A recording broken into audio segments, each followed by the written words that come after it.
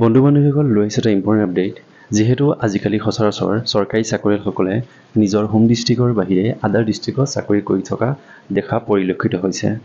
ইয়াৰ ভিতৰত বহুতে single transfer apply কৰি নিজৰ হোম ডিষ্ট্ৰিক্টত আহিব পাৰে আৰু ইয়াৰ ভিতৰত কিছুমান প্ৰশ্ন উত্থাপন হয় যে যিসকলে 10 বছৰ অন্য ডিষ্ট্ৰিক্টত চাকৰি কৰিছে আৰু নিজৰ হোম ডিষ্ট্ৰিক্টত আবেদন কৰিছে তেওঁলোকৰ ট্ৰেন্সফাৰ হ'বনে নাই অথবা কিছুমানে কয় যে এখন ডিষ্ট্ৰিক্টতে 10 বছৰ চাকৰি কৰা হ'ব লাগিব এনেধৰণৰ বহুকেইটা প্ৰশ্ন উত্থাপন হয়।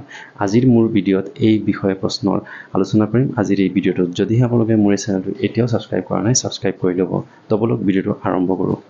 Regulation of Posting and Transfer Act 2020 Section 7 existing provision to hold a teacher working in a district continuously for 10 years or more can apply for transfer to his or her home district or to a nearest contiguous district. অৰ্থাৎ এজন শিক্ষকে যদিহে তেওঁ আদাৰ ডিষ্ট্ৰিক্টত যিখন ডিষ্ট্ৰিক্টত তেওঁ বৰ্তমান চাকৰি কৰি আছে সেই ডিষ্ট্ৰিক্টতে 10 বছৰ চাকৰি কৰা হ'ব লাগিব আৰু তেতিয়াহে তেওঁ ছিংগল ট্ৰেন্সফাৰ নিজৰ হোম ডিষ্ট্ৰিক্টত কৰি ল'ব পাৰে।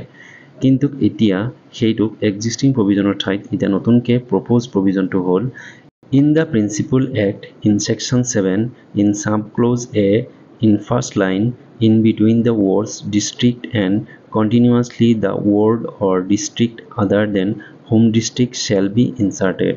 অৰ্থাৎ আগতে যিটো এক্সিষ্টিং প্ৰভিজন আছিল তাত যিটো লিখা আছিল যে এ ডিষ্ট্ৰিক্ট কণ্টিনিউৱাছলি ফৰ 10 years সেই ঠাইৰ পৰিৱৰ্তে এতিয়া কোৱা হ'ব যে or a district other than home district অৰ্থাৎ হোম ডিষ্ট্ৰিক্টৰ বাহিৰে যিকোনো ডিষ্ট্ৰিক্টতে 10 বছৰ চাকৰি কৰা হ'লেই আপোনালোকে ছিংগল ট্ৰেন্সফাৰ এপ্লাই কৰি ল'ব পাৰিব।